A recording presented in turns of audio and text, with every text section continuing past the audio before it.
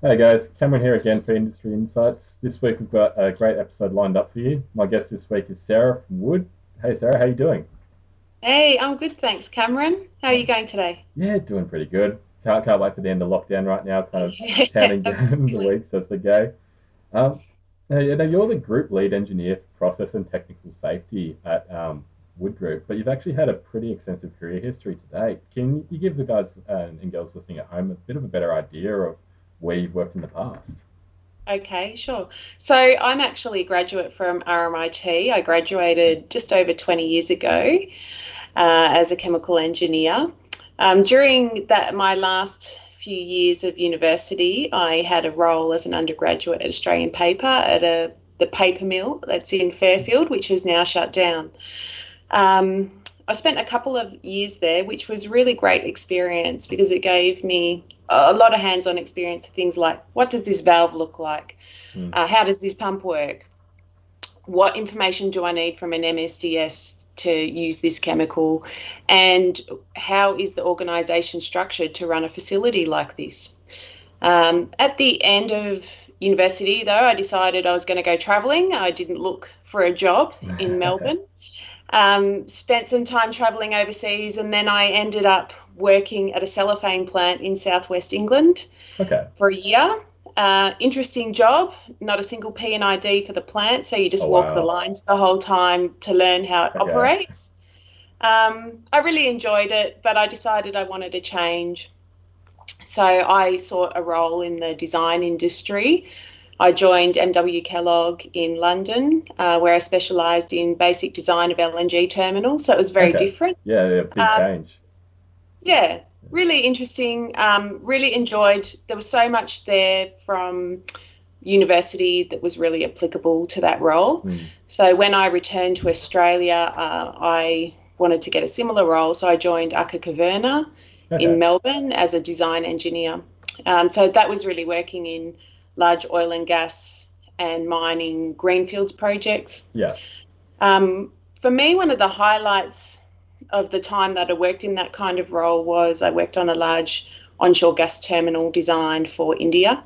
Okay. And I got to travel to Mumbai as the responsible engineer to participate in the HAZOP and the SIL assessment Yeah. as the design representative, which was an amazing experience to travel there, but also just to experience such a large project with such a big team.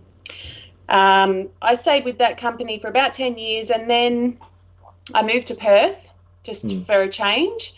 And I ended up getting a job at Wood, where I work now. Oh, So lovely. I started in the Perth office as a process engineer. I was working on a large offshore platform upgrade. Hmm. And when that finished, I was fortunate to get an opportunity to try a role as a contract manager for a new client in the organisation. Okay.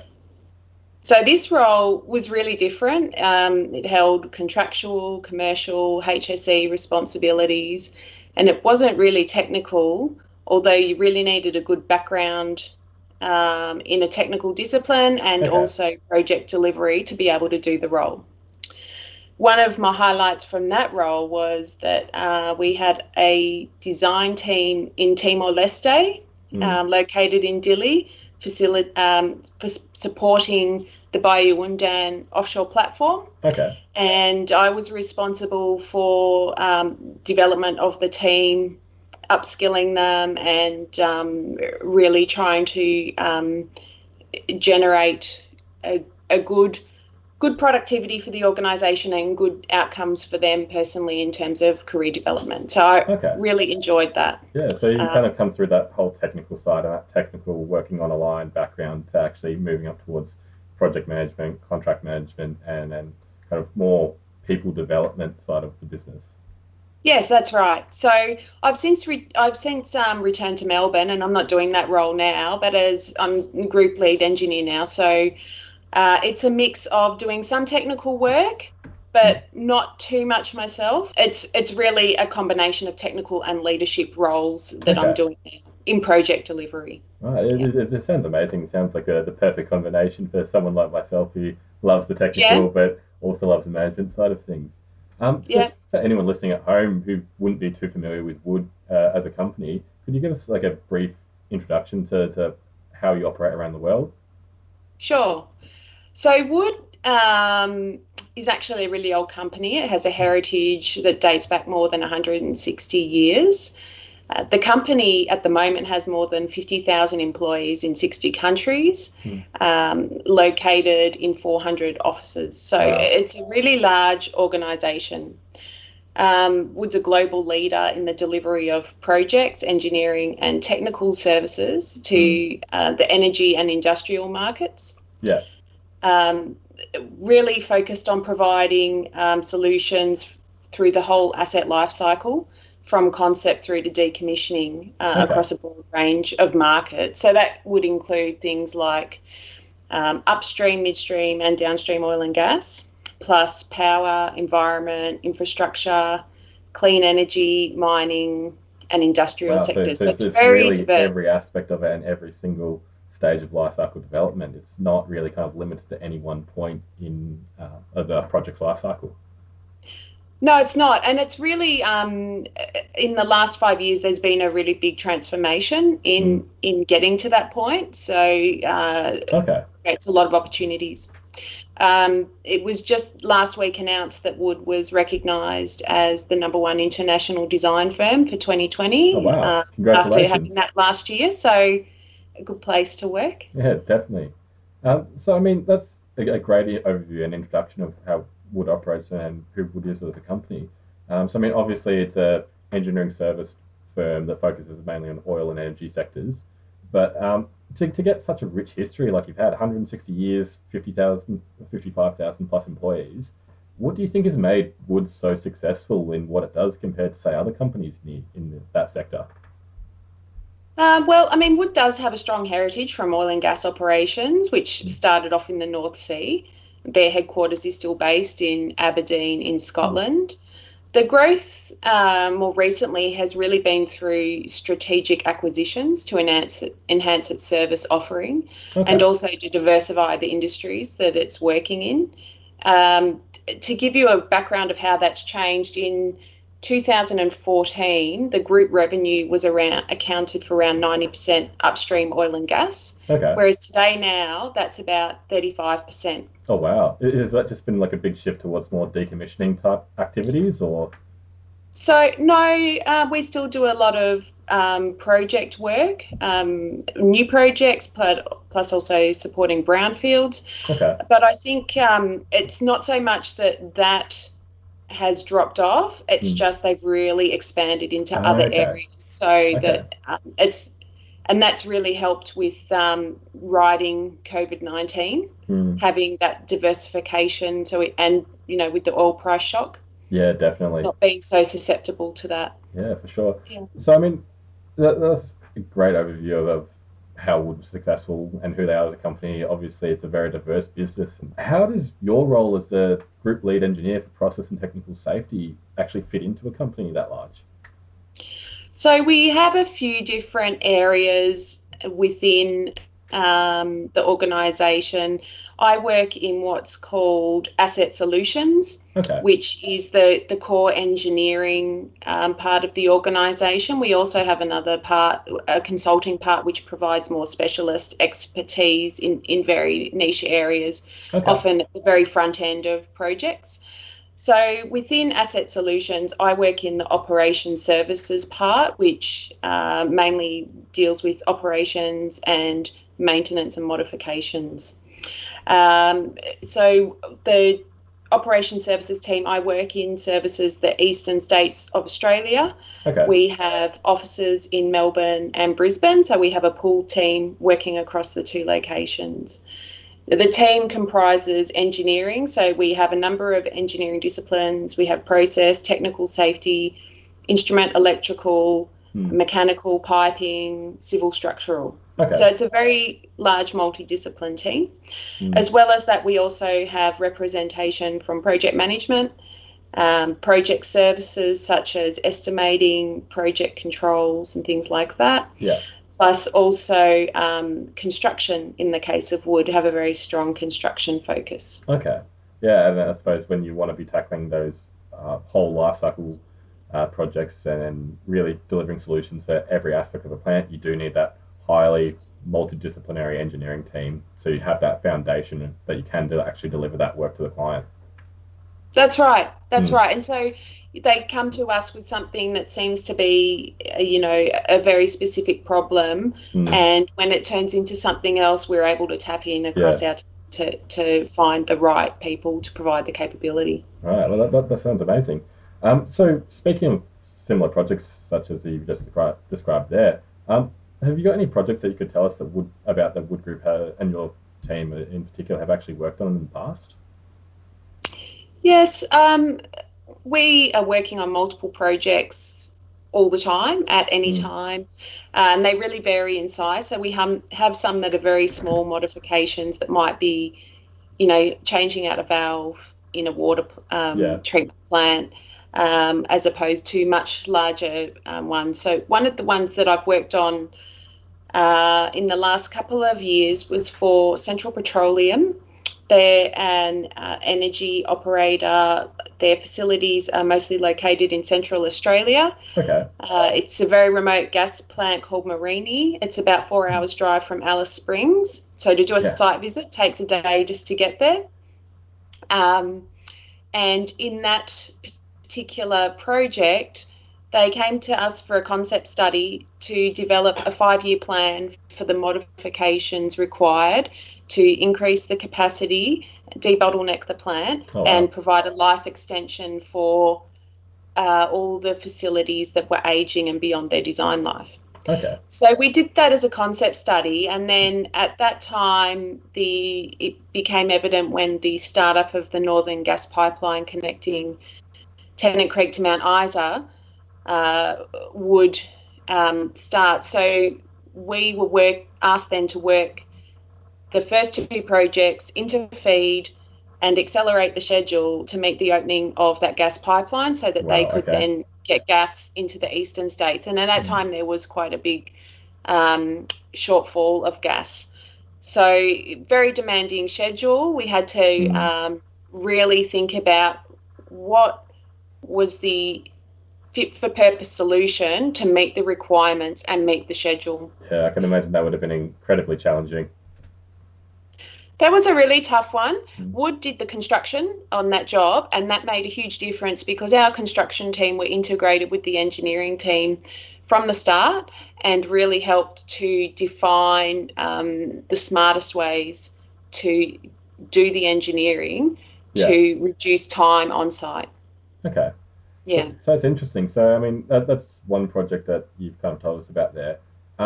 One trend that we see with some global engineering service companies is that they kind of uh, approach clients with an almost pre-packaged type solution. Is that the case? Would you have maybe set systems that you use, and or you try and slot into applications where you see there could be a need for it, or do you come with a completely blank slate to a client, assess the problem, and then try and work up a solution based on that?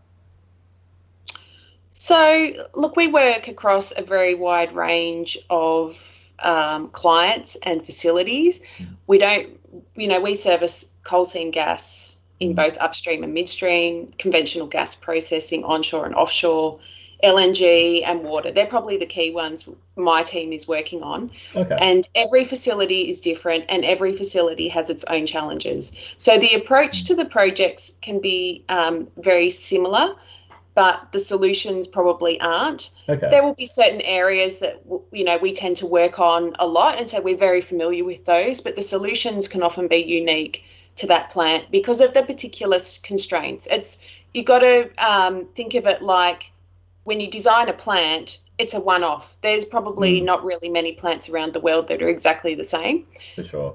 Very different to a car where you're building millions, you design one and you Yeah. build millions. So they all have their own quirks.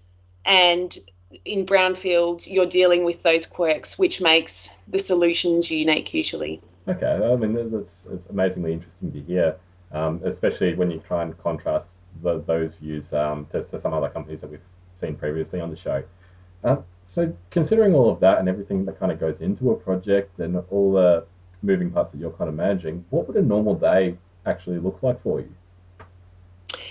Well, I don't do a lot of technical work Mm. myself. I'm looking after a team of engineers instead delivering the project work. Mm. So for me, the key things would be checking in with the different project focal points to make sure everything's on track or if there are any Okay. issues that need to be discussed. If we have proposals, they've usually got pretty tight deadlines. So Yeah. focusing on getting those done as well, catching up with the team just to make sure they don't have any issues, particularly at the moment with COVID, but also with the team being spread across Melbourne and Brisbane. Um, I spent a lot of time on the phone. Yeah. Yeah, it does seem to be a common thread among management. Is most of the time seems to be taken up with meetings and phone calls just to kind of keep the project ticking along. It can be, and I think that one positive of COVID is that people are starting to reflect on, do you really need to be in these meetings all the time? And we've actually cut back our meetings quite Mm. significantly, Oh wow. which has been really good. Yeah. But you still need that contact to make sure everyone's okay, but also that they've got the things they need to do their job. Yeah. I just want to touch on in regards to Wood's actual approach to delivering client projects. And engineering service companies, it's normally a general kind of phase like approach that we see occurring. So you have your bid and tender phase.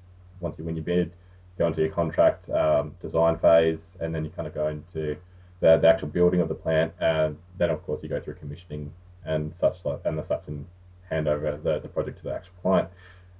Has Wood got a specific kind of approach that they have to it, or what would normally be the best way that you would tackle a project for a client? Well, it starts with the invitation to bid on a job, Mm. and when that comes in, we'll spend time thinking about what does the client really need. Mm. We think about what capability is required, and we source that internally. If we can't offer it within our team, we can tap into the teams across the globe. Mm. So we identify that, and then we'll develop a strategy for how we think it should be delivered. Often, clients come to us with a technical problem, but they don't think that much about the implementation. Yeah. So our construction focus helps to bring that in at an early stage to start thinking about how we could deliver this for the client. Okay.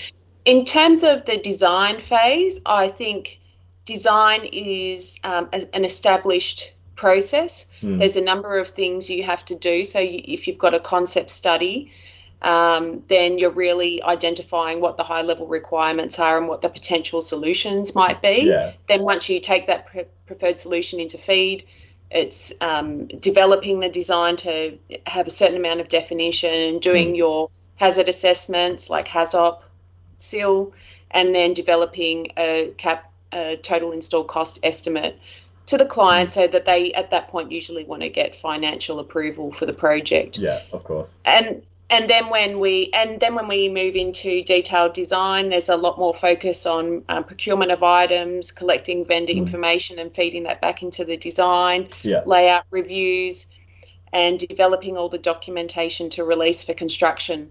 That's a very structured process.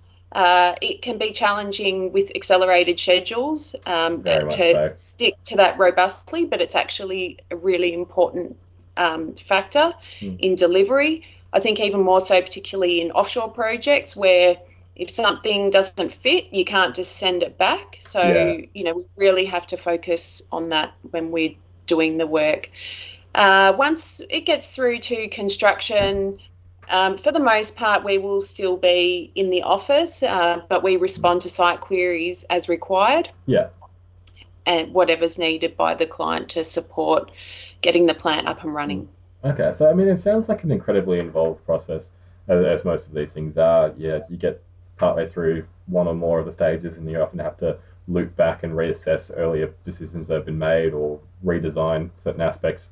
Um, just in terms of that, is there any common challenges that you kind of face when delivering these projects, or do they tend to change in between different projects? Usually, the biggest challenges we have are the changes that are outside of our control. Okay. Um, there's a couple that I've experienced recently that are good examples. So the first one is sometimes facilities will only shut down once every 1 or 2 or 3 years. Yeah. And if there is something that brings that forward, then often the client will say, we're going to have this shut down now and we want you to bring your project forward too. So we Okay. suddenly have to accelerate our schedule to meet those requirements. Mm. And that can be really challenging. Yeah. Um, Yeah, so it sounds like Another that's one, sort of the most common challenge for you guys is that accelerated time frame and trying to actually get through all your necessary components to actually meet that new deadline. yes, that's right. So often we have to work out ways of doing things in parallel or how we can shorten review windows. We have to think about in that situation, when the schedule is that critical, the cost becomes a little bit secondary. So you do get a Mm. bit of double up in the activities, but that's the only way you can achieve the Yeah, schedule window. exactly. So it's a compromise, and it's something we just have to work through on each project, depending on what the client needs are. Yeah. Um, the other challenge that we often have is we'll be on a project and we'll have done a design based on a certain basis, and then the client will have done some more testing and said, actually, we want to change the composition that you've based the design on Oh no. or something about it. And so we have to go back and do rework. Mm. Often there's no allowance in the schedule for doing that. So we have to assess what the impact is and try and minimise the changes as much as possible so that we Yeah. don't disrupt the overall project schedule. Okay. So just in regards to all the different services you offer, I mean, you're covering engineering services on a wide variety of areas. You've got oil and energy, you've got the entire life cycle of a plant just about covered. How do you keep up with the rapid technology advancements and innovations that are hitting the market on almost a regular basis now? Are you often looking for these new technologies to incorporate into your own designs, or is it just more of a immersion factor where they're naturally kind of appearing in projects that you're working on? So it's a mix, really. I think a lot of the processes that we work on do have established technologies that are used.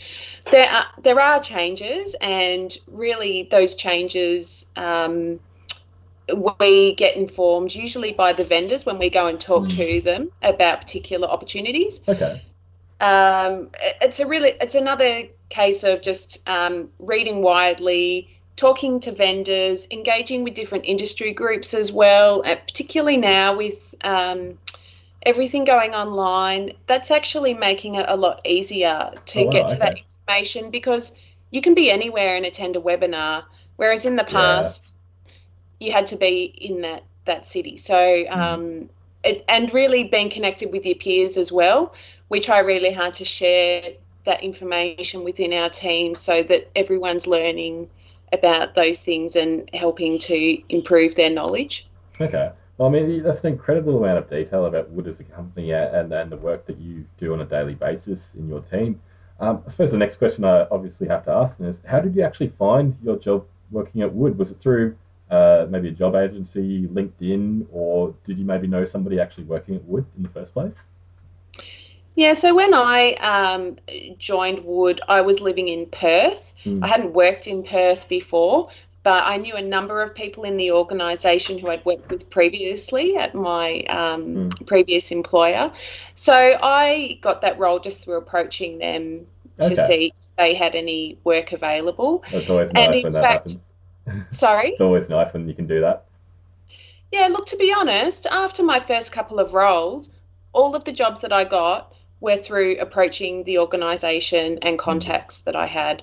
I think once you've got a bit of experience and you've got a Yeah. network, that's a really great way of identifying opportunities that you might be able to Definitely. It see. eliminates that whole element of unfamiliarity that a person might have with the company itself or the company would have with the person. And it's always more comfortable for the company to actually hire someone that they somewhat know beforehand, in my opinion. Well, that's right. And I think also if you know people that work there, then you already have a head start knowing what it's going to be like to work at Exactly. the company too. Definitely.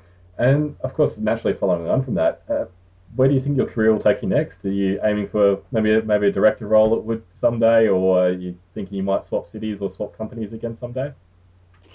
Um, Melbourne for now, I think, after all the changes.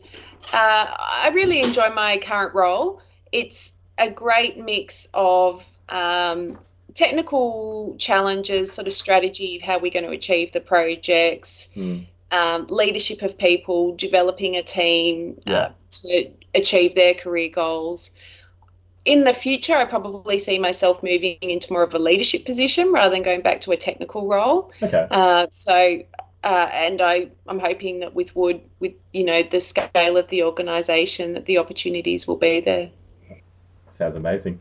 So, what advice would you maybe give to students who are looking to enter a similar industry into that kind of engineering services role? Um, the mix of engineering industries, or the industries, I would say, and how work is delivered is changing really Mm, rapidly. So I think the most important thing is to be open to different challenges, building resilience because things are changing really quickly, yeah. being adaptable and flexible. I think well-developed communication skills are essential Mm. for any role as well. So I can't emphasize that highly enough. Oh, that's some great advice right there.